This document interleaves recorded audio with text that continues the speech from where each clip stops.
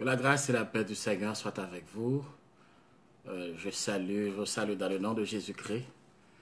Je salue nos amis où qu'ils se trouvent. J'espère que tout le monde avait passé une agréable journée dans l'adoration du Seigneur. Cette journée, généralement, qui est célébrée comme étant la Pentecôte, qui ramène l'anniversaire de ce terrible événement qui avait eu lieu un jour comme cela, la descente du Saint-Esprit qui a inauguré l'Église de Jésus-Christ. Évidemment, il y a beaucoup de choses qui se font durant ce type de fête. L'important, et pour nos autres chrétiens, nous devons nous rendre compte que la descente du Saint-Esprit avait marqué l'inauguration, le début officiel de l'Église de Jésus-Christ. Donc, il faut toujours tenir à honneur de célébrer, pas seulement un jour, mais durant toute notre vie et chaque jour, la descente du Saint-Esprit. Parce que l'important, la question qu'il faut se poser, c'est quel est le rôle du Saint-Esprit dans notre vie? Avons-nous déjà reçu le Saint-Esprit? Marchons-nous conformément aux principes du Saint-Esprit et sommes-nous revêtus du Saint-Esprit? Évidemment, ce n'est pas ce point que nous allons considérer ce soir. Nous allons poursuivre avec notre enseignement sur la parole de Dieu et surtout sur les sceaux. Soyez bénis, mes chers amis, pendant tout ce temps que nous allons passer autour du trône de notre Dieu pour recevoir tout ce qu'il a de provision pour nous autres. Je salue mes amis, plus particulièrement frère Jimmy. Sois béni, serviteur de Dieu. Donc, je salue les autres personnes qui sont avec nous. Que le Seigneur vous bénisse. Nous allons implorer son nom, car nous ne pouvons et nous ne devons rien faire sans sa volonté, sans sa présence, parce que notre Dieu est tout-puissant et il est Dieu d'éternité en éternité. Seigneur, nous t'adorons, nous te louons, nous te donnons gloire, car toi seul en as le mérite. Merci pour les merveilles que tu as opérées dans notre vie. Merci pour tout ce que tu as déjà fait, les innombrables bénédictions, Seigneur. Car la descente même du Saint-Esprit est une bénédiction pour ton Église, pour ton peuple. Parce que sans le ministère du Saint-Esprit en nous, autour de nous, Seigneur, nous n'aurions pu rien faire de valable. Car parce que c'est poussé par le Saint-Esprit que les hommes ont parlé de ta part, Seigneur. Merci pour ta grâce, ta bonté, ta fidélité. Encore nous te remercions pour cette journée et ce début d'après-midi passé sous ton égide de ta présence, ô Dieu, car tu es notre Père céleste. Nous te supplions de bénir, comme tu as l'habitude de le faire, nos amis, nos internautes, de quelque nationalité qu'ils fussent, Seigneur. Nous te supplions de les bénir, de les encourager, de les accompagner, de les assister, Seigneur. Donne-leur de jouir d'une joie indicible, Seigneur, auquel se trouvent en déconfinement ou en confinement. Nous savons que ce monde est perturbé, vraiment perturbé, confus. Il n'y a qu'à regarder ce qui se passe à la télévision. Des crimes, des méchancetés, toutes sortes de choses mauvaises, oh Dieu, qui continuent à se pratiquer. Le non-respect de la vie. Oui, Seigneur, nous vivons dans un monde profondément troublé. C'est pour cela que ta présence se révèle ô combien nécessaire autour de nous, Seigneur. C'est pour cela que nous te supplions encore une fois de visiter et d'habiter dans le cœur, dans les foyers, Seigneur, de tous ceux-là qui nous écoutent, Seigneur, et donne-leur la grâce de continuer à rester dans ta présence, à marcher en nouveauté de vie, à mener une vie qui te plaise, ô Dieu. Parce qu'il ne suffit pas de fêter la descente du Saint-Esprit, l'important est de pratiquer et de vivre pour Dieu et d'être rempli du Saint-Esprit et d'être revêtu du Saint-Esprit. Seigneur, sans toi, nous ne pouvons rien faire. Nous te demandons de nous assister, de manifester ta présence, ô Dieu, car c'est toi. C'est pour cela que le Saint-Esprit nous avait été donné, Seigneur. C'est pour nous bénir, c'est pour nous enseigner, ô Dieu, ta sainte parole. Ô Dieu, donne-nous, Seigneur, la grâce de jouir de la présence du Saint-Esprit, car c'est elle qui a la capacité oh Dieu, de nous bénir, de nous édifier. Oh Dieu, pardonne nos péchés, nos erreurs, tout ce que nous aurions pu faire, Seigneur, qui était contraire à ta sainte volonté. Donne-nous la grâce, oh Dieu, de fuir de ton pardon, de faire au-delà de nos pensées, de notre entendement. Seigneur, nous comptons sur toi, toi qui n'abandonnes jamais tes enfants. Donne-nous, Céleste Père, de pratiquer ce que nous prêchons. Donne-nous, Seigneur, de mettre en application ce que nous prêchons. Pour que, Seigneur, nous ne soyons pas des bluffeurs, des coquins, oh Dieu. Car il n'y a aucune de ces personnes, oh Dieu, qui iront participer dans ton royaume. Donne-nous la grâce, Seigneur, de faire partie des prémices, d'être appartenu à ton peuple et de partir au son de la trompette de Dieu. Ô Dieu, 3 fois saint, et faire au-delà de nos pensées. Au nom de Jésus, notre divin Rédempteur, nous te prions. Celui auquel soit la louange, l'honneur, la gloire, l'autorité, la magnificence au siècle des siècles. Amen.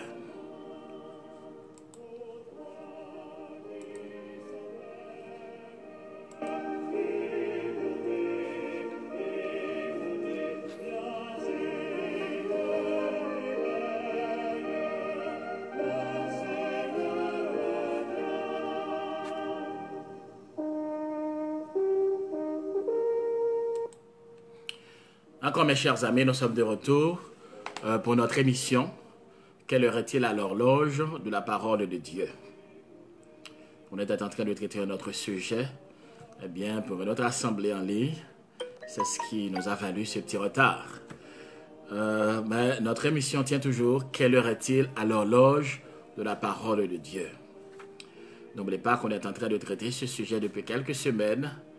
On est en train, en fait, toujours dans la 70e semaine, mais on est dans la dernière semaine, qui est une semaine qui soit marquée par des tribulations et surtout par des jugements. Semaine de jugement, ce sera une semaine d'année, une semaine de jugement, eh bien, mais en fait, comme je vous l'ai déjà dit, l'Église du Seigneur sera enlevée avant le début de cette période de calamité, de cette période de jugement, parce que ceux-là qui croient en Dieu, ceux-là qui ont reçu, eh bien, qui sont revêtus du Saint-Esprit, les enfants du Seigneur, eh bien, ne pourront pas participer à cette période de jugement parce que le Seigneur a déjà accepté sur son dos, eh bien, ces jugements pour nous.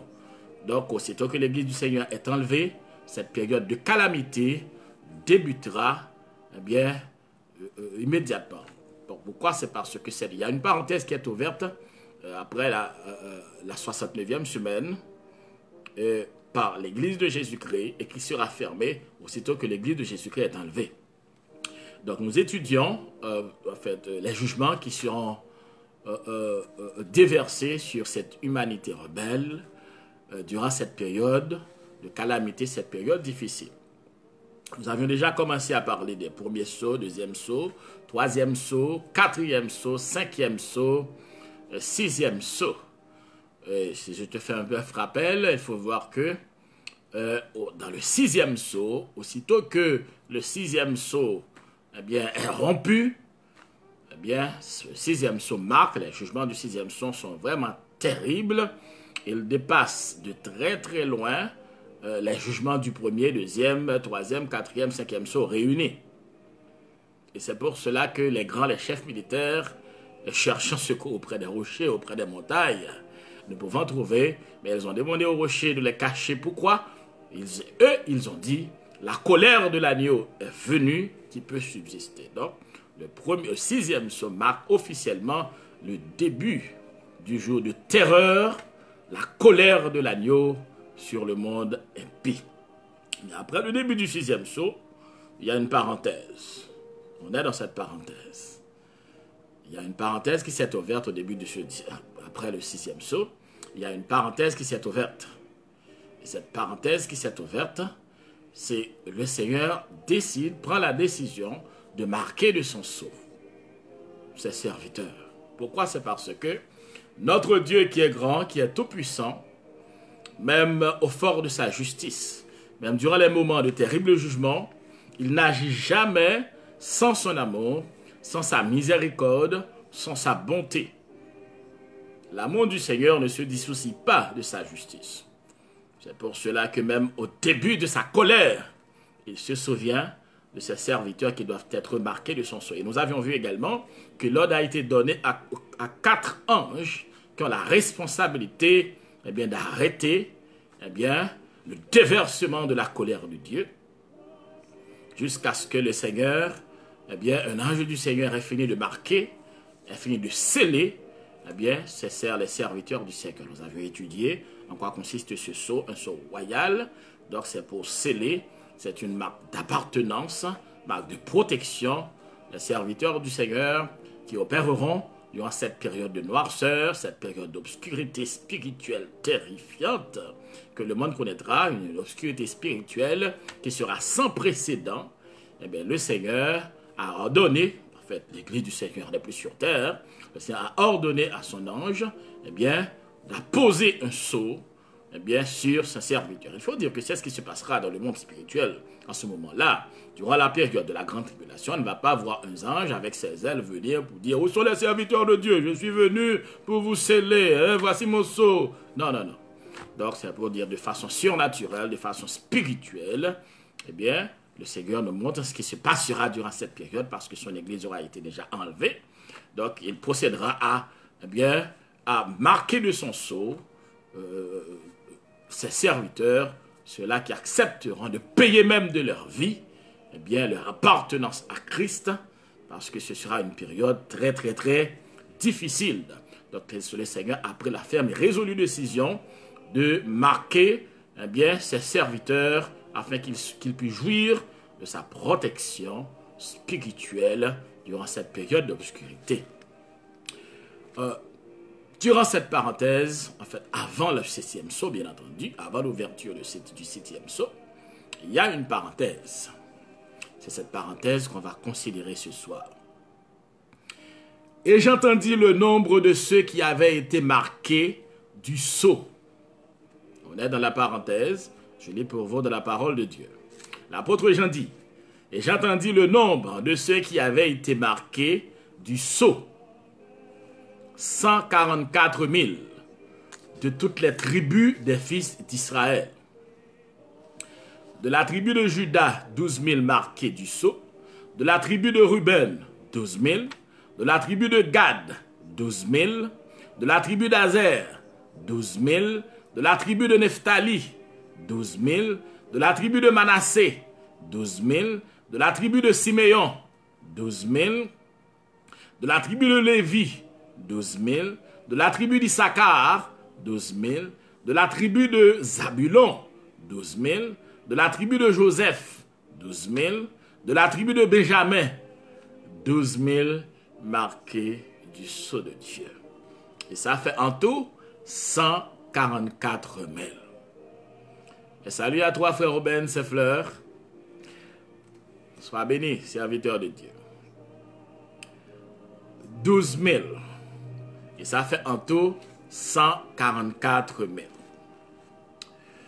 Il faut toujours avoir à l'idée, mes chers amis, que les jugements de la grande tribulation cibleront deux des trois entités, des trois groupes, que le Seigneur a considérés dans le temps. Ces trois groupes sont, on a déjà vu ces trois groupes, c'est l'Église, Israël et les nations. Mais durant la grande tribulation, il restera deux groupes parce que l'Église du Seigneur est déjà enlevée.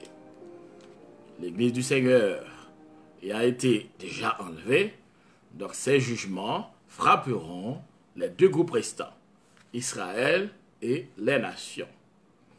Même dans le livre de l'Apocalypse, tu peux voir ça à l'œil nu. Pourquoi? C'est parce que la première partie du livre de l'Apocalypse concerne surtout l'Église. Regardez si tu vois les 7 lettres qui sont adressées aux églises d'Asie mineure. C'est 7 lettres qui constituent des exhortations adressées à toute l'Église, et qui concernent le temps même, l'espace même, la dispensation de l'Église. Et regardez, aussitôt que commence après la 7e lettre, le mot Église ne figure plus dans les Saintes Écritures. Dans la Bible de l'Apocalypse, après le chapitre 3, dès que tu prends le chapitre 4 du livre de l'Apocalypse, tu vois autre chose et jamais le nom de l'Église n'est plus figuré. Donc on comprend que eh bien, le Seigneur veut nous faire comprendre que l'Église du Seigneur est enlevée avant la grande tribulation. Donc ces jugements concernent ces deux groupes distincts qui restent. Israël et les nations. Donc les serviteurs de Dieu dont il est question, mes chers amis, qui doivent être marqués du sceau de Dieu, doivent appartenir à l'un ou l'autre de ces groupes. Pourquoi? C'est parce que la grande tribulation concerne Israël et les nations. Et c'est ce que l'on va voir. Les serviteurs de Dieu dont il est question ici sont des Israélites. D'abord les Israélites, qui sont au nombre de 144 000.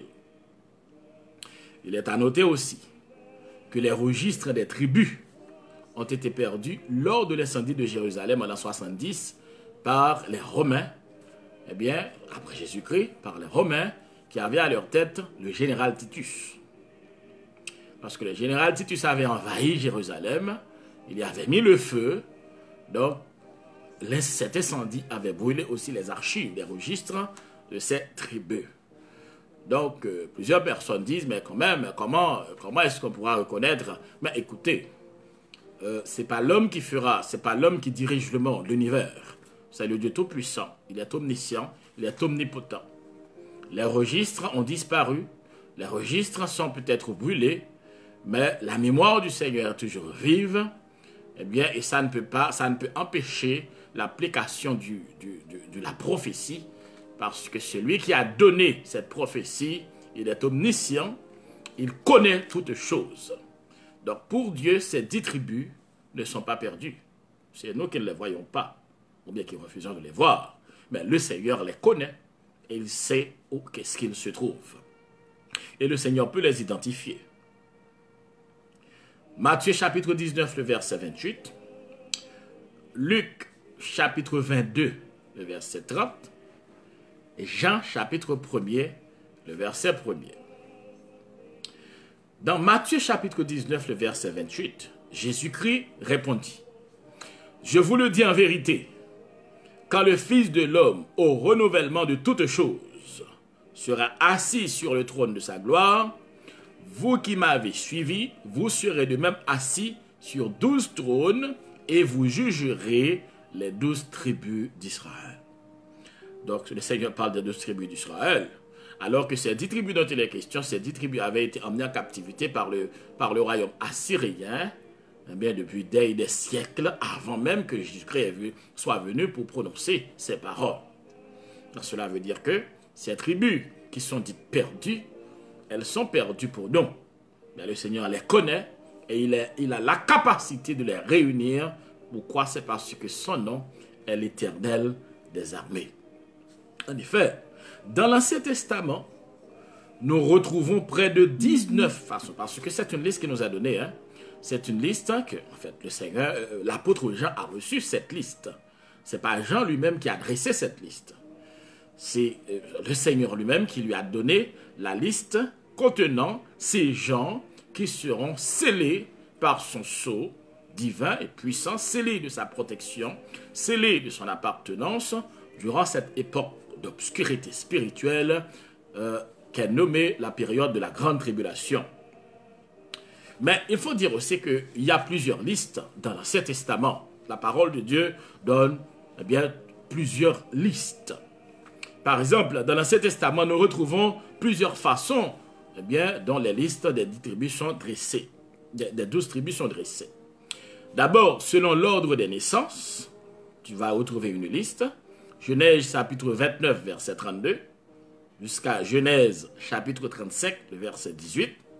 Il y a une liste des 10 tribus qui est dressée selon l'ordre des naissances. Il y a une autre liste qui est dressée selon l'ordre des bénédictions de Jacob. Dans Genèse chapitre 49, du verset 3 au verset 27.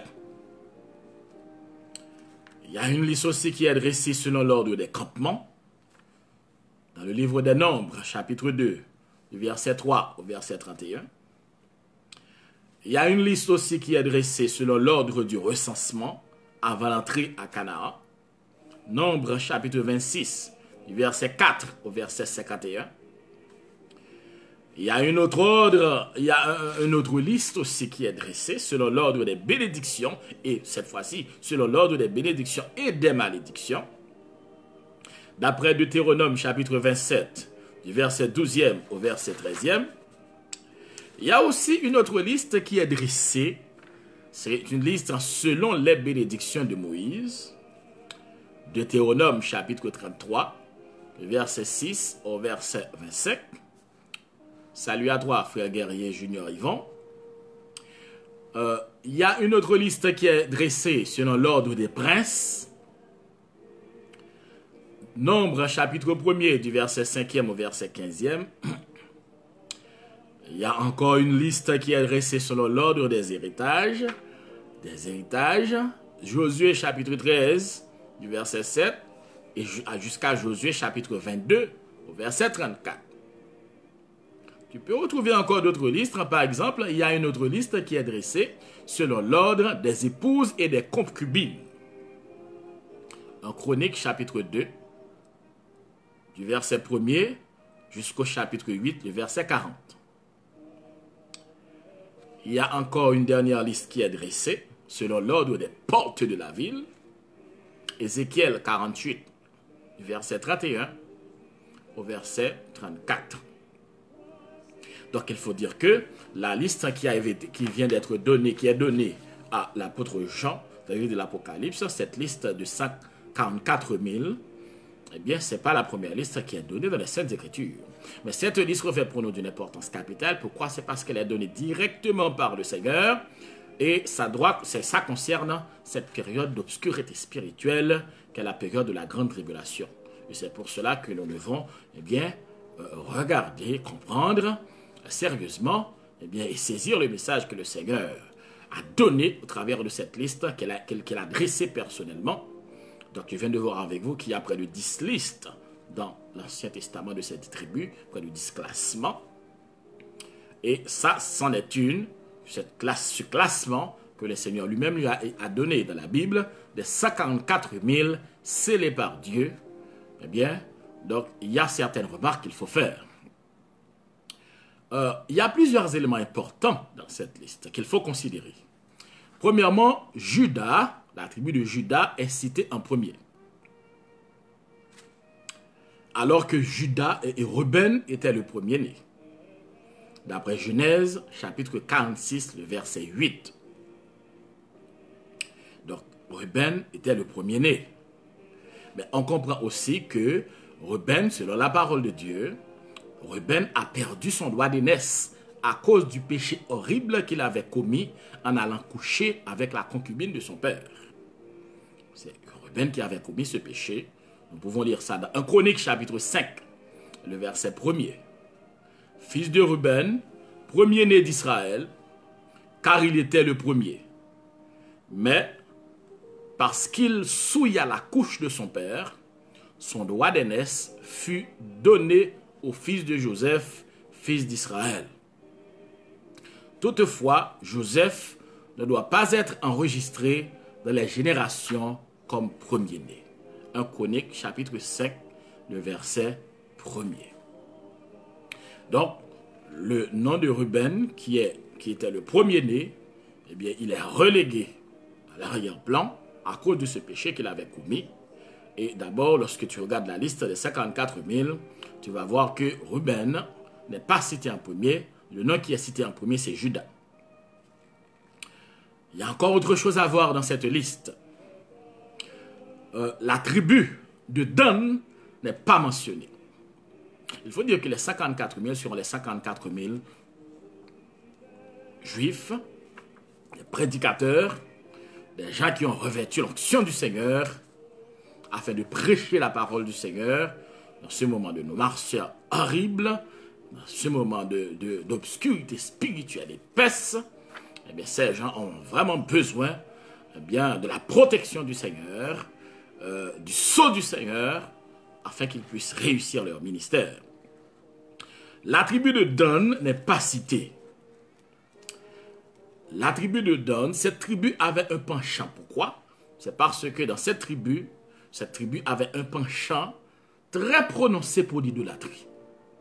D'après Deutéronome 29, du verset 18 au verset 21, Juge, chapitre 18, et Amos, chapitre 8, le verset 14. Dan aura sa part, à vrai dire, Dan aura sa part dans le millénium. Dan ne sera pas effacée, mais la tribu de Dan aura sa part dans le millénium. Mais elle ne sera pas scellée pendant la grande tribulation.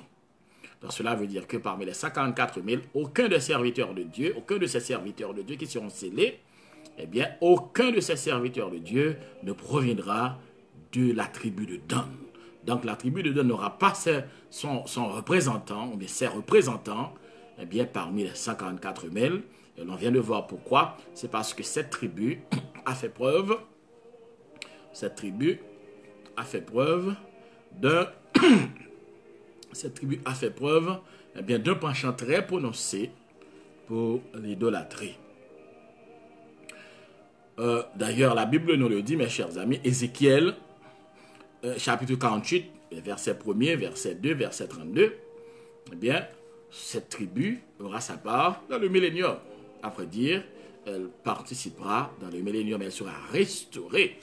Pendant le millénium, elle sera restaurée. Mais, elle n'aura aucun représentant pendant les 144 000 serviteurs de Dieu, puissants prédicateurs de la parole du Seigneur, eh bien, qui accepteront corps et âme à prêcher avec autorité, assurance, la parole du Seigneur. En ce temps troublé, qui sera le temps de la grande tribulation. Pourquoi, comme je viens de le dire, cette tribu a un penchant pour l'idolâtrie? La Bible nous dit que l'une des deux idoles érigées par Jéroboam se trouvait dans le territoire de Dan. L'une des deux idoles, eh bien, érigée par Jéroboam, se trouvait sur le territoire de Dan. Et Dan ne se sentait pas dérangé, perturbé par l'érection de cette idole. Donc, c'était avec l'approbation de cette tribu, eh bien, que Jéroboam avait pu ériger cette idole horrible, eh bien, sur son territoire. Jacob avait dit quelque chose. En fait, 1 Roi, chapitre 12, le verset 29. Jacob avait dit dans ses bénédictions, Jacob avait déclaré, « Dan sera un serpent qui mord le cheval au talon et fait tomber le cavalier. » D'après une tradition rabbinique, mes chers amis, l'Antichrist serait issu de la tribu de Dan. L'Antichrist sera issu de la tribu de Dan, mais là, c'est d'après une tradition des rabbins, des Juifs en Israël. Et les rabbins aussi se sont rendus compte, en lisant l'histoire du peuple juif, que cette tribu, eh bien, vautrait dans l'idolâtrie un péché très horrible, qui sent mauvais, eh bien, aux yeux de Dieu. Il n'y a pas que Dan à être banni de la liste à cause de son idolâtrie. Il y a aussi Ephraïm. Ephraïm n'est pas cité. Bien avant de voir Ephraïm, il faut voir que Manassé est cité, est inclus, parce qu'il était le fils fidèle de Joseph. Non seulement Joseph est cité, mais également son fils Manassé est cité dans les 54 000. Mais Ephraïm n'est pas cité. Pourquoi? C'est parce que Ephraïm s'est séparé de la maison régnante de Juda et s'est livré à l'idolâtrie aussi, au même titre que Dan. Osée chapitre 4, le verset 17. Ephraïm s'était séparé et avait même tenté de créer un autre royaume. Pour diviser, d'ailleurs, à cette époque, Israël était déjà divisé en deux. Le royaume du sud et le royaume du nord. Donc Ephraïm eh bien, avait même pris la décision de se séparer afin de créer un autre royaume. Donc, à cause de ce comportement idolâtre, en fait, de ce comportement, et également Ephraïm vautrait aussi au même titre que dans l'idolâtrie. Donc, Éphraïm n'est pas cité à cause de ce terrible péché. Il faut dire aussi que Éphraïm était l'autre territoire sur lequel Jéroboam avait érigé une idole. Parce que Jéroboam avait les deux principales idoles, d'après ce que nous disent nous disent les Saintes Écritures. Car Jéroboam avait dressé deux idoles, Jéroboam avait dressé deux veaux d'or. Vous connaissez l'histoire de cette affaire de veau d'or. Israël avait eu une expérience terrible lorsque le Seigneur avait fait appel à Moïse pour aller le retrouver sur la montagne durant sa conversation avec l'Éternel. Eh bien, Israël, dans le désert, eh bien, avait exigé à Aaron de lui fabriquer un veau d'or. Eh bien, ce veau d'or, eh bien, était considéré comme leur Dieu qui les avait fait sortir d'Égypte. Israël avait pris, mais lorsque Moïse, à sa descente, après avoir eu un entretien avec le Seigneur, après avoir eu un tête-à-tête avec le Seigneur, dès sa descente, Moïse a entendu des bruits, eh bien, des gens qui sont en liesse, des gens qui sont heureux, des gens qui sont contents. Je te salue, mon amie, sœur Roberta. Et sœur Roberta, et sois bénie au nom de Jésus-Christ. Et n'oublie pas de saluer de ma part mon ami le frère Rodrigue. Et je salue tous les autres amis. Le frère Daniel Lorrainville également. Notre frère Noti. Le pasteur Jean Gardy. Sois béni serviteur de Dieu. Je profite de l'occasion pour vous saluer les collègues qui se trouvent au Chili. Et également tous les autres serviteurs de Dieu. N'oublie pas, il faut combattre le bon combat. Et l'ordre du Seigneur, c'est de résister jusqu'au sang. Et de rester fidèle jusqu'à la mort. Nous poursuivons, mes chers amis. Donc, Éphraïm, eh bien, avait commis ce péché. D'ailleurs, Jéroboam avait fait construire deux idoles, l'un sur les territoires de Dan et l'autre veau d'or sur le territoire de Bethel. Alors, j'étais en train de vous raconter qu'est-ce qui s'était passé lorsque Moïse, à sa descente, il a entendu des bruits de liesse, des gens qui sont en liesse, sont heureux, des chants d'allégresse. Et lorsque Moïse est arrivé, et qu'est-ce qu'il a vu, qu'est-ce qu'il a pu... En fait, Moïse était abasourdi, il ne sait pas, il était tombé des nues. Qu'est-ce qu'il a vu? Des gens qui sont heureux, qui sont contents, qui déambulaient devant un veau d'or, qu'ils ont eux-mêmes fabriqué. C'est pas croyable, mes chers amis. Et le Seigneur était tellement mécontent au point qu'il décidait même de détruire ce peuple. Et le Seigneur était vraiment fâché. Alors tu comprends, le peuple n'a pas tiré leçon de ce qui était arrivé. Et encore moins, non seulement le peuple, mais son dirigeant, Jéroboam. Jéroboam, qu'est-ce qu'il a fait? Il a fait construire deux idoles, l'un sur le territoire de Dan et l'autre sur le territoire d'Éphraïm. L'un sur le territoire de Dan et l'autre sur le territoire d'Éphraïm, à Bethel, sur le territoire d'Éphraïm. Donc, à cause de ces veaux d'or, qui furent une occasion de chute, une occasion supplémentaire de chute pour Israël, pour tout le peuple, selon 1 Roi, chapitre 12, le verset 29, du verset 29 au verset 30, eh bien, cette tribu n'est pas citée dans les 54 000. Donc, cette tribu, la tribu de Dan et également Éphraïm, eh bien, n'auront aucun représentant, eh bien, dans les 54 000. Il est intéressant de comprendre, mes chers amis, la signification de chacun des noms des 12 tribus d'Israël. Le Seigneur aura fait ce choix. Il y a des gens qui pensent que ce sera les 12 tribus étaient très loin de Jéhovah, disent c'était eux. Donc, il y a aussi des adventistes qui disent c'est eux. Bon, beaucoup de personnes. Non, mais écoute, ces 12 tribus sont des 12, eh bien, sont des représentants des Juifs, eh bien, qui auront la responsabilité de prêcher la parole avec autorité, avec puissance. L'église du Seigneur n'est plus sur terre. Donc, le jugement du Seigneur commence à s'abattre sur l'humanité.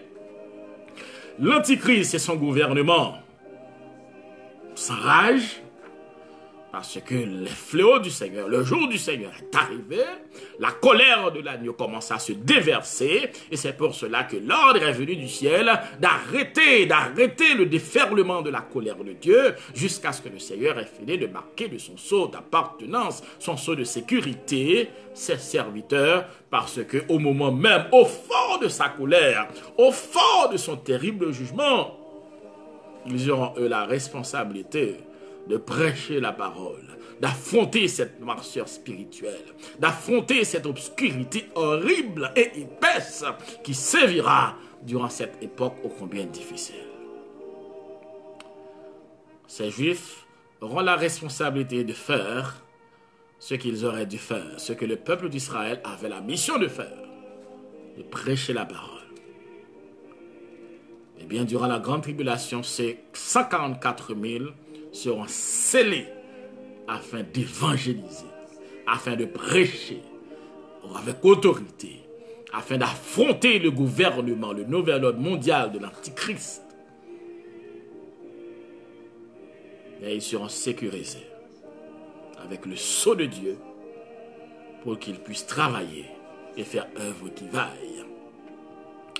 Il est important de regarder la signification des noms des tribus qui sont retenus pour faire partie de la grande, des 54 000 Juifs qui auront cette lourde et noble responsabilité d'affronter l'obscurité spirituelle qui, durant ce moment-là, battra son plein afin de prêcher, alléluia, la parole avec autorité, avec conviction, pour que les gens de cette époque qui sont drogués par l'Antichrist, qui sont endormis par l'Antichrist, qui sont, eh bien, trompés, bernés, emmenés comme des petits oiseaux par l'Antichrist, pour qu'ils soient avertis que c'est le début de la colère du Tout-Puissant et que s'ils ne se repentent pas, cette colère va s'intensifiant. Les 54 000 auront une lourde responsabilité. Alors que pendant ce temps, l'église du Seigneur est au ciel, en train de se réjouir, en train de proclamer, pas de proclamer, d'adorer le Seigneur, de glorifier son nom. On est aussi devant le berma de Christ pour régler des choses importantes avec notre Seigneur. Alléluia. Gloire à Dieu.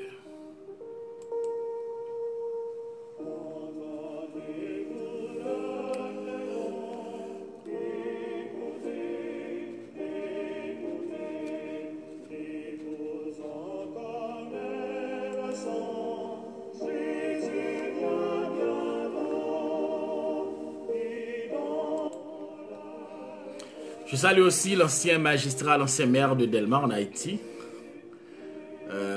notre ami le frère Gaël, qui nous écoute des États-Unis. Sois béni, serviteur, toi et ta famille, ta femme, sœur Caroline. Sois béni au nom de Jésus-Christ. Donc, mes chers amis, moi-même, je n'aurais pas aimé être à la place des 54 000, mes chers amis. Pourquoi? C'est parce que ce sera une époque terrible. D'ailleurs, le Seigneur Jésus-Christ, faisant référence à cette période ô combien difficile, le Seigneur a dit, si ces jours n'étaient pas abrégés, personne ne sera sauvé. Cela veut dire que ce sera une période sans précédent. Et ce sera une période qui verra la colère de Dieu se déverser, eh bien, comme jamais auparavant. D'ailleurs, nous avions parlé lors de l'ouverture du 6e sceau, ce qu'on appelle la dérive des continents. Parce que la colère du Seigneur, le Seigneur c'est le Dieu Tout-Puissant, eh bien, arrivera même à frapper les plaques tectoniques de la terre. On comprend ce que ça veut dire. Ce sera terrifiant. Et c'est durant cette période que les 54 000 aura la responsabilité noble, bien entendu, mais lourde responsabilité de faire face à ce déferlement du mal, de faire face aux hordes démoniaques horribles qui accompagneront ce nouvel ordre mondial et également le gouvernement de l'Antichrist, cet impie, cet Assyrien, cet homme au dessein épouvantable qui sera habité par Satan le diable. Et c'est durant ce moment de noirceur qu'ils auront la responsabilité de prêcher la parole, de travailler. Donc on comprend, mes chers amis, c'est pour cela il faut commencer à travailler dès maintenant. Tu dois te repentir et rester fidèle dans la présence de Dieu. Faire œuvre qui vaille. Parce que regardez bien, durant cette parenthèse, il y a 2 groupes de personnes qui recevront ce sceau. Il y a non seulement les 54 000, mais je verrai avec vous prochainement aussi la grande foule. Donc on comprend combien sera difficile cette période. Ce sera une période sans précédent. C'est pour cela, mes chers amis, que nous comprenons ce que l'apôtre Paul nous a dit. Nous devons combattre le bon combat. Oui, le bon combat de la foi. Nous devons nous comporter comme soldats. Car il n'est point de soldat qui s'embarrasse des affaires de la vie, s'il veut plaire à celui qui l'a envolé. C'est vrai, les circonstances sont difficiles. C'est vrai, il y a énormément de menaces. Les difficultés se multiplient autour de nous. Des fois, on ne sait, comme dirait l'autre, à qui parler, vers qui se tourner. Mais il faut vous dire, mes chers amis, que le Saint-Esprit est là autour de nous. Lorsque les problèmes viennent, les problèmes se multiplient, il y a beaucoup de difficultés. Tout ce que nous devons faire, c'est de nous rendre auprès du Seigneur, dans la prière, dans le jeûne, dans l'adoration, dans la louange de son Saint-Nom, afin de puiser la force. N'oubliez pas que le Seigneur est là, il est là autour de nous. Nous devons combattre le bon combat de la foi. Nous comprenons lorsque l'apôtre Paul, lui, a combattu le bon combat de la foi, arrivé au terme de sa vie, avec allégresse et joie, il a dit à Timothée, je sers déjà de libation. Le moment de mon départ approche, mon ami, mon enfant de la foi. Oui, j'ai combattu le bon combat. Je ne regrette rien. J'ai combattu le bon combat. Mes péchés sont pardonnés. Alléluia. J'ai combattu le bon combat.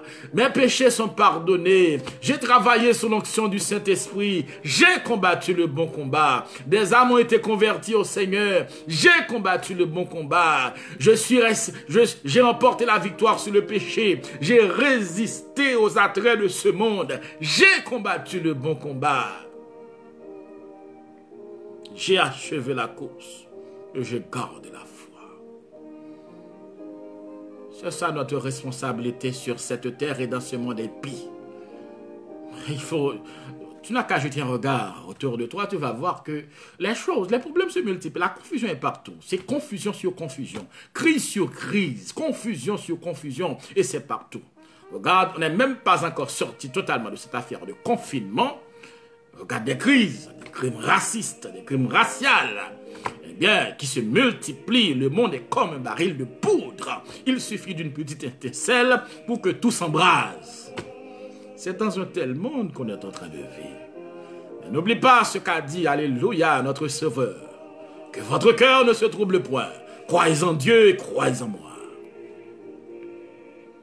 Donc les 54 000, ils auront la responsabilité terrible d'affronter le gouvernement de l'Antichrist et surtout, durant une époque où la colère du Seigneur sera au paroxysme, sera son apogée. La colère du Seigneur atteindra son apogée. Et c'est durant cette période que ces 54 000 auront la responsabilité, comme je vous l'ai dit, une responsabilité lourde mais noble, de prêcher la parole du Seigneur. Et nous comprenons pourquoi le Seigneur a fait arrêter le déferlement de sa colère jusqu'à ce qu'il ait fini de marquer de son sceau. C'est un sceau de protection. Il n'est pas de n'importe quelle protection, parce que c'est un sceau royal. Un sceau de protection royale, afin qu'il soit préservé, protégé durant ce moment ô combien difficile. Mon ami Maître Ernst Saint-Just, sois béni, serviteur de Dieu. Nous allons trouver également les noms, comme je vous l'ai dit, mes chers amis, les bénédictions qui sont attachées au nom de ces tribus qui sont retenues pour faire partie des 54 000 serviteurs de Dieu qui auront cette responsabilité de prêcher la parole vivante et efficace, et au milieu de cette obscurité épaisse qui embrasera la période de la grande tribulation. D'abord, Judas signifie louange. La tribu de Judas, bien entendu, ça s'écrit sans S. C'est différent de Judas, mais ça s'écrit sans S. Judas signifie louange. Genèse chapitre 29, le verset 35 et Genèse 49, le verset 8. Ruben, qui signifie voici un fils. Genèse 29, le verset 32. Gad, qui signifie quel bonheur. Genèse 30, le verset 11. Azer, qui signifie heureux, béni. Genèse 30, le verset 12. Nephtali, qui signifie lutter, qui signifie vaincre. Genèse 30, le verset 8. Manassé, qui signifie oublier. D'après Genèse 41, le verset 51. Siméon, qui signifie écouter. Genèse 29, le verset 33. Lévi, qui signifie attaché. Genèse 29, le verset 34 et 35. Issachar, qui signifie salaire, récompense. D'après Genèse 30, le verset 18. Zabulon, qui signifie habiter. Genèse 30, le verset 20. Joseph, qui signifie ajouter. Genèse 30, le verset 24. Benjamin, qui signifie fils de ma droite. Genèse 35, le verset 18.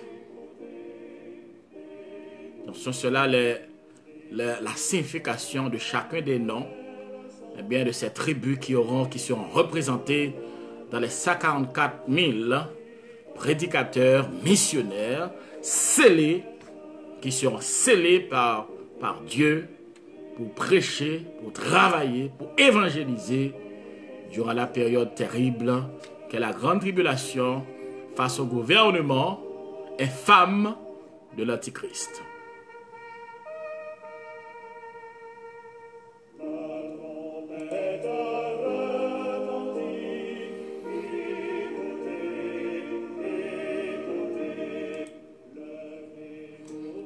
Je salue frère Johnny, c'est de la part de pasteur Gardi Jean, sœur Louvens, également toutes les autres personnes, les membres de l'église dirigée par frère et pasteur Jean, pasteur Gardi, eh bien, et également ses collègues du côté de Chili. Soyez bénis dans le nom de Jésus-Christ. Nous avons appris ce qui est en train de se passer du côté de Chili.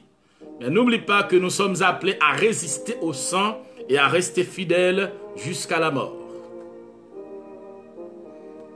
Nous devons être fidèles. Bon courage, combattants. Donc, mes chers amis, les 144 000 qui sont des prédicateurs, des missionnaires, oints par le Seigneur, scellés par le Seigneur, la Bible les appelle des prémices.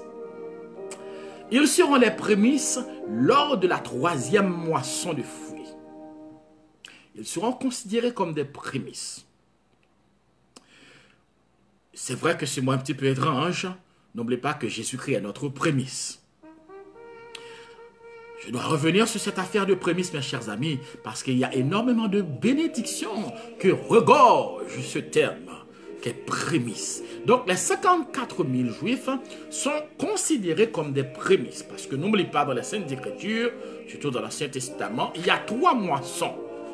Donc, les 54 000 seront considérés comme les prémices de la 3e moisson. Il y a eu la moisson d'orge, la moisson de blé et la moisson des fruits de la terre. Il y a eu une moisson pour le peuple d'Israël, la moisson de l'Église, et également une dernière moisson durant la grande tribulation. On y reviendra dans une autre émission. Mais d'ores et déjà, sachez mes chers amis, que ces 44 000 serviteurs de Dieu, ils seront considérés comme des prémices de la 3e moisson. Ça veut dire qu'ils feront partie des vainqueurs.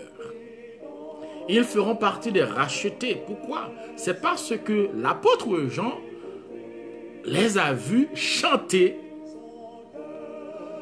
un cantique nouveau avec l'agneau sur la montagne de Sion. Le fait qu'ils se soient retrouvés avec l'agneau de Dieu sur la montagne de Sion, eh bien, ça revêt d'une importance capitale parce que être avec l'agneau de Dieu, donc ça, c'est une grande bénédiction. Donc, on comprend pourquoi est-ce que la Bible nous a dit que les 54 000 font partie des prémices et ils seront considérés comme les prémices de la troisième moisson. Ils sont vus au ciel par l'apôtre Jean. Apocalypse chapitre 14, du verset 1er au verset 5e.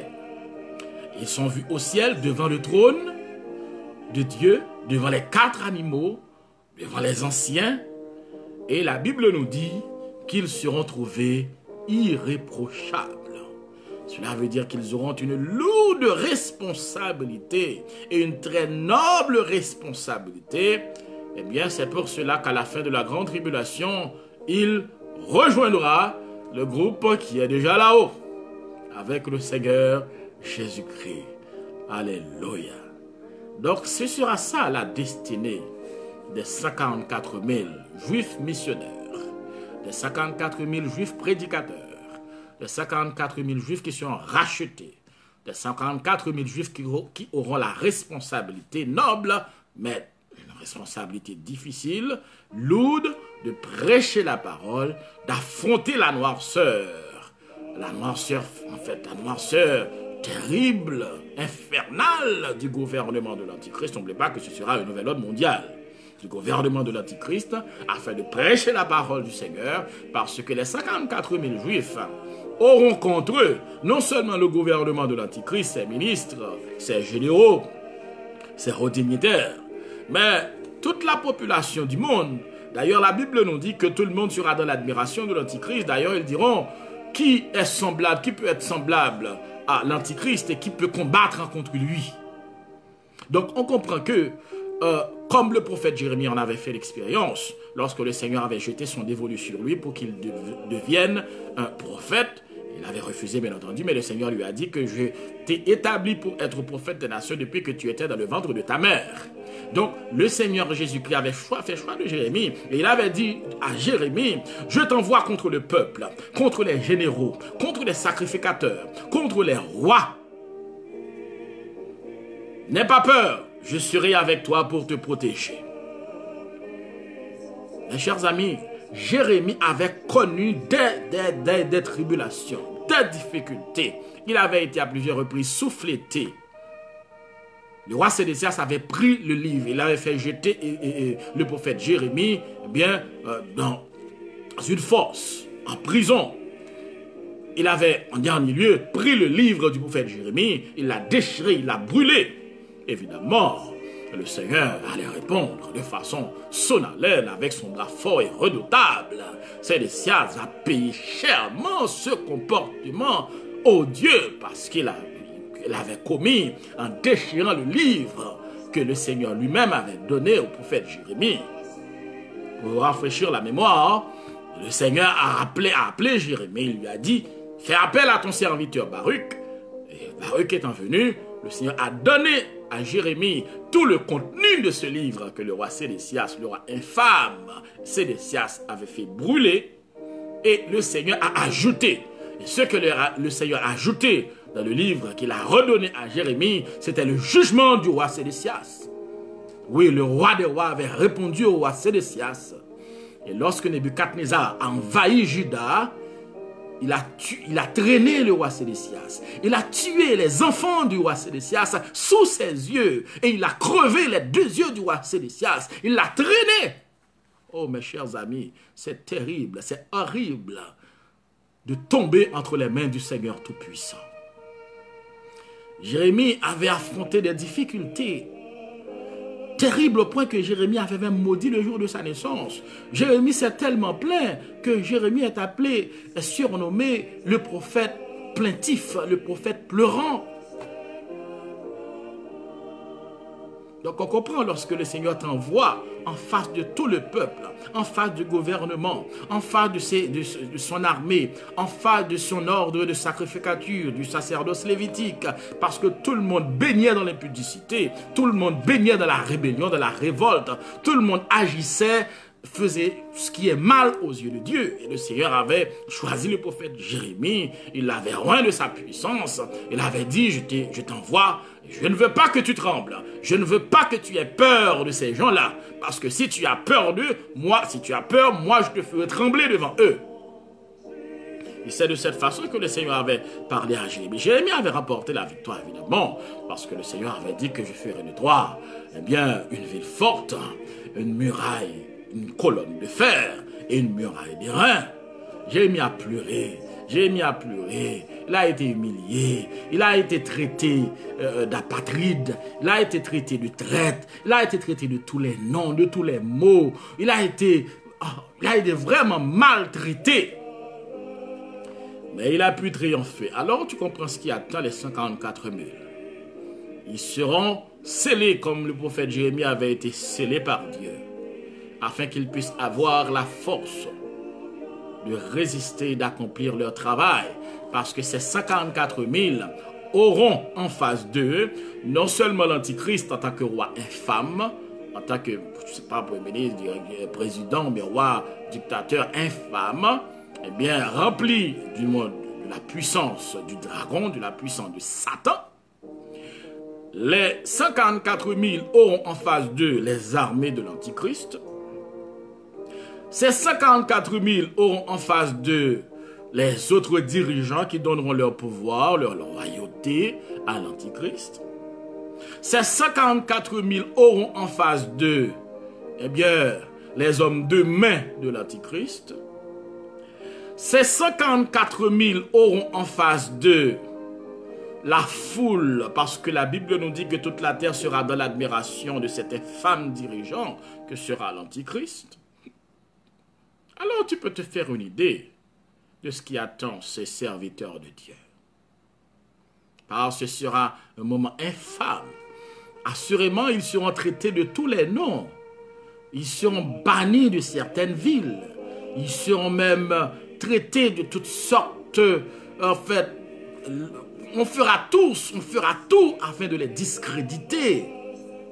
Ils seront même, eh bien, traités avec beaucoup d'humiliation par les gens, les adeptes de la Babylone, de la grande Babylone, parce que n'oubliez pas que l'Antichrist aura aussi son gouvernement, mais il y aura aussi le faux prophète qui sera à la tête d'une fausse religion. Et c'est cette religion que la Bible appelle la grande Babylone. Or, alors que la grande Babylone dirigera le monde, encouragera, traînera le monde à l'adoration de l'Antichrist, à l'adoration du monde des ténèbres, à l'adoration des démons, les 54 000 sont là pour dire non, c'est faux, ce sont des démons. Alors on comprend que le travail sera pénible, sera difficile pour les 54 000 et on comprend pourquoi le Seigneur a pris la responsabilité de les sceller afin qu'ils puissent avoir la force de résister comme le prophète Jérémie. Ils pleureront assurément, ils pleureront amèrement, ils seront maltraités, mais ils ne pourront jamais renier la foi parce qu'ils sont scellés. Oh, alléluia. Et laissez-moi te poser cette question. Es-tu scellé par le Saint-Esprit? Tu dois être scellé. L'église du Seigneur est scellée. Et c'est pour cela qu'elle participera, qu'elle attend son fiancé, Jésus-Christ, qui reviendra la chercher.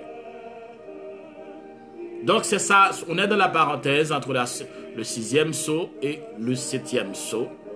Cette parenthèse, on a déjà commencé, il y a une partie de la parenthèse qui concerne les 54 000 juifs, prédicateurs, missionnaires juifs qui auront la lourde et noble responsabilité, comme je viens de le dire, de prêcher la parole avec autorité, d'orienter le peuple, eh bien, de prendre le contre-pied des prédications infâmes que la fausse église prêchera. D'ailleurs, d'ores et déjà, même avant l'enlèvement de l'église, durant ce moment, la fausse église, la grande Babylone, l'esprit de la grande Babylone a déjà commencé à agir dans ce monde. Il y a tellement de faux prophètes qui disent des hommes des choses horribles, des faux prophètes qui proclament des faussetés, qui répètent, qui débitent des horreurs énormes. Et partout dans le monde, Il y a tellement de faux prophètes. La fausse église continue à travailler parce que l'ennemi dispose. L'ennemi a en sa possession, mes chers amis, des faux apôtres, des faux pasteurs, des faux prophètes, des faux docteurs, des faux évangélistes. Il faut dire aussi qu'il y a des serviteurs de Dieu. Hein? Il y a des apôtres qui oint par le Seigneur. Il y a aussi des pasteurs oints par le Seigneur. Il y a des prédicateurs, des évangélistes, des docteurs, des prophètes oints par le Seigneur. Mais il y a aussi des faux. L'ennemi essaie par tous les moyens de filtrer les faux afin de jeter la confusion et que le peuple de Dieu ne sait pas où se diriger. Et n'oubliez pas que seuls les serviteurs du Seigneur sont scellés. Seules les servantes du Seigneur sont scellées. Ils sont scellés par le Saint-Esprit. Mais les adeptes de la fausse église, de la grande Babylone, sont scellés par Satan. Et c'est ce qui arrivera durant la grande tribulation. Mais le Seigneur aura déjà scellé ses serviteurs, les 144 000, qui n'auront pas pris peur face au déferlement des horreurs de l'Antichrist. Les serviteurs de Dieu, étant oints par la puissance redoutable du Seigneur, ils annonceront la parole de Dieu avec autorité, avec conviction et avec grâce.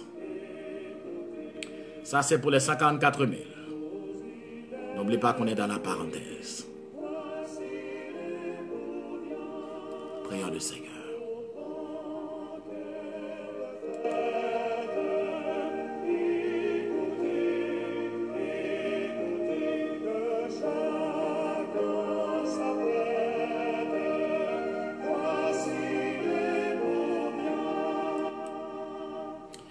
Seigneur, nous te donnons gloire, honneur, adoration, exaltation. Seigneur, nous sommes heureux. Nous sommes heureux de lire la profondeur de ta miséricorde. Nous sommes heureux, Seigneur, de voir que tu es merveilleux et que d'éternité en éternité, tu es Dieu. Il n'y a personne comme toi, Céleste Père. Nous t'adorons et te louons parce que tu es Dieu. Merci pour ta parole. Oui, Seigneur, dans la lecture de ta parole, nous avons appris, même au fort de ton jugement, de ta colère. Oh Dieu, tu as ordonné à tes serviteurs.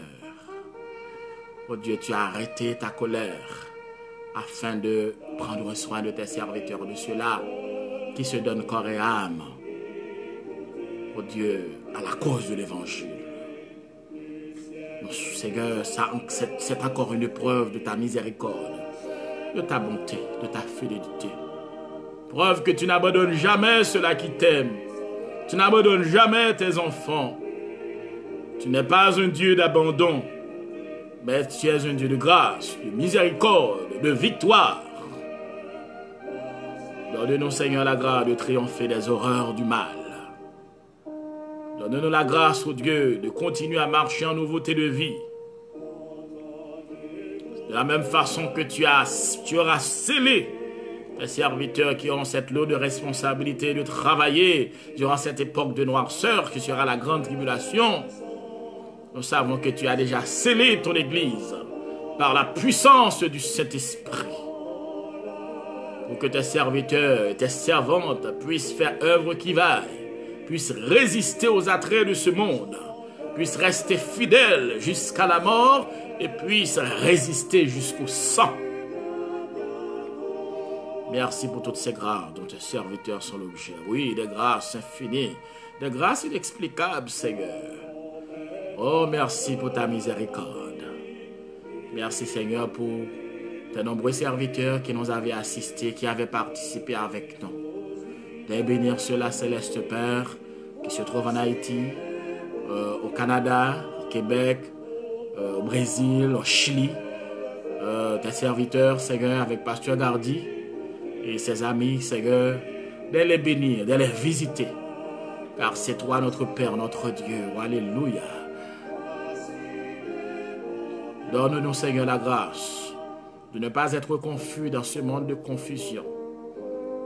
de continuer à te faire confiance, à rester fidèle à toi, oh Dieu. Parce que tu as fait provision pour nous. Et tu nous as dit de continuer à rester connectés à ta présence, afin de continuer à recevoir toutes les grâces dont nous avons besoin, oh Dieu, pour résister et pour continuer à combattre le bon combat de la foi. Nous comptons sur toi, oh Dieu. Nous comptons sur toi, souverain des cieux. Nous comptons sur toi, Dieu de merveille, Dieu grand et redoutable. Nous comptons sur ta présence. Nous comptons sur ton amour. Nous comptons sur toi, Seigneur. Donne-nous la grâce de passer une agréable soirée. Et aussi une agréable semaine, Seigneur. Donne à chacun de nous, oh Dieu, qui était en train de fêter, qui fête, oh Dieu, la descente du Saint-Esprit. L'essentiel, ce n'est pas cette fête. L'essentiel, c'est est-ce que nous avons reçu le Saint-Esprit. La question qu'il faut se poser, c'est sommes-nous revêtus du Saint-Esprit? Car c'est la condition sine qua non, nous devons être revêtus du Saint-Esprit. Car c'est la condition sine qua non d'enlever avec le Seigneur Jésus-Christ. Donne à tes serviteurs cette grâce d'être remplis du Saint-Esprit. Oh Dieu, d'être remplis de ton Saint-Esprit. Comme le pain, oh Dieu, est fait d'huile,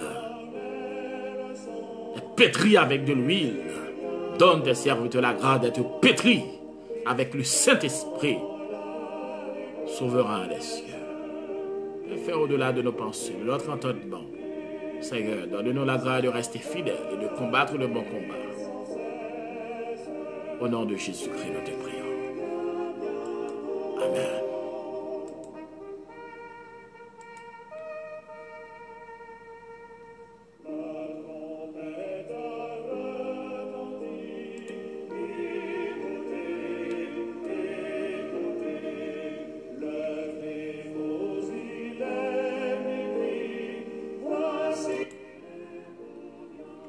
Donc, mes chers amis,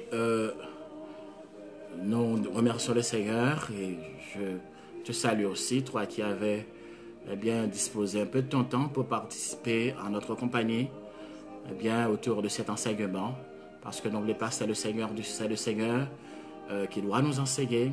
Le Saint-Esprit d'ailleurs, c'est la raison primordiale, c'est la raison pour laquelle il a été donné à l'Église de Jésus-Christ, pour nous enseigner dans toute la vérité. L'émission s'intitule « Quelle heure est-il à l'horloge des Saintes Écritures ?» à l'horloge de la parole du Seigneur. Donc la prochaine émission, comme le frère Daniel me l'a demandé, c'est aujourd'hui dimanche, c'est mardi. Il semble que je dois publier quelque chose sur ma page pour dire que l'émission se fait mardi, dimanche soir, mardi, jeudi, à partir de 8 heures. Il est vrai, ce soir, je devais intervenir dans une autre assemblée.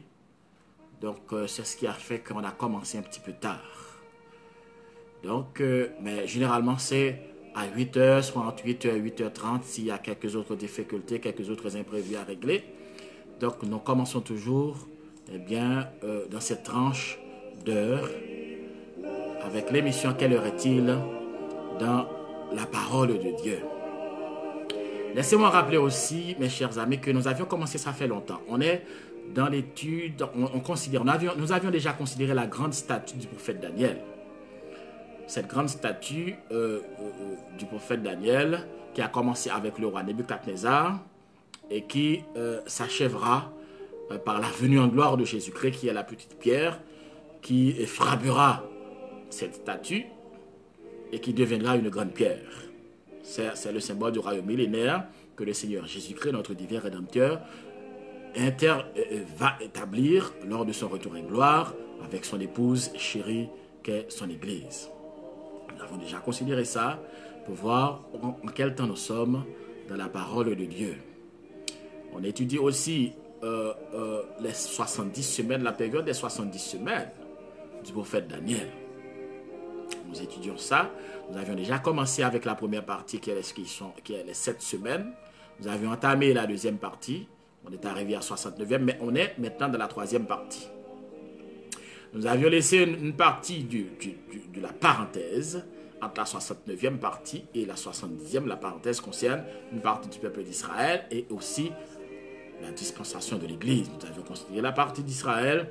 Nous avions laissé la partie de l'Église afin de la voir après. Pourquoi? C'est parce que l'Église en soi est considérée comme un autre groupe. Parce que le Seigneur considère 3 groupes distincts. À partir de ces 3 groupes, il y a des prophéties. Eh bien, les prophéties se sont dirigées au travers de ces 3 groupes. C'est l'Église, Israël et les nations. Si quelqu'un veut suivre les émissions passées, eh bien, tu peux en fait toujours les voir sur ma page. Mais les émissions passées se trouvent aussi sur YouTube. Si tu vas sur YouTube, eh bien, tu veux regarder ça sur ta télévision, etc. Je ne sais pas. Mais ces émissions se trouvent sur YouTube. Surtout les émissions passées, parce que aussitôt que j'ai fini, eh bien, je les mets sur YouTube pour ceux-là qui veulent eh bien, profiter davantage. Parce que l'important, c'est l'évangélisation, mes chers amis, parce que le Seigneur reviendra sous peu. Il faudra fournir un rapport devant le berma du Christ. N'oublie pas, on n'a pas de temps à perdre. On n'a pas de temps à perdre. Il faut prêcher la parole, il faut évangéliser.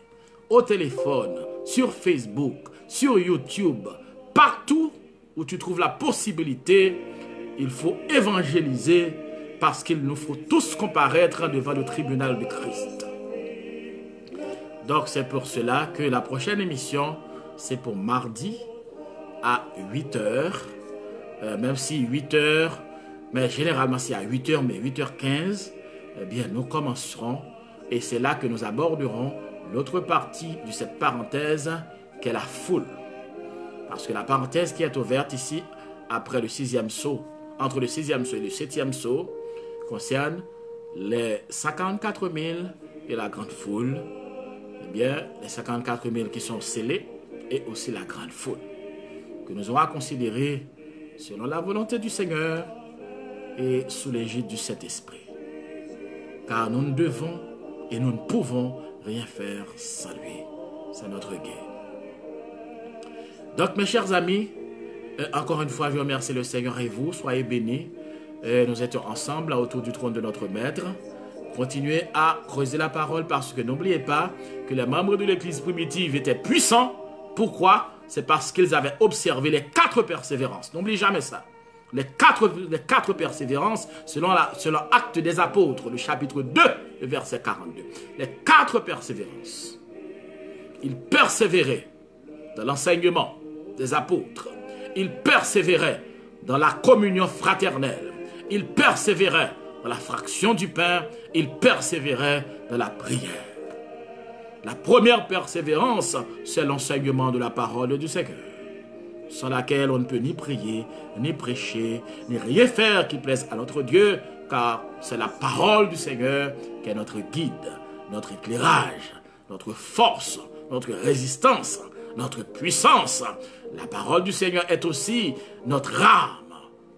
C'est notre épée défensive et offensive. Donc aucun soldat ne peut partir en guerre, ne peut aller affronter l'ennemi sans avoir son arme bien affilée et bien tenue par sa main. Donc c'est pour cela que nous continuons à étudier la parole du Seigneur. Encore nous remercions le Seigneur, mes chers amis, et soyez bénis. Bonne semaine, bonne soirée, bonne nuit, dans le nom précieux de notre divin Sauveur, Jésus-Christ.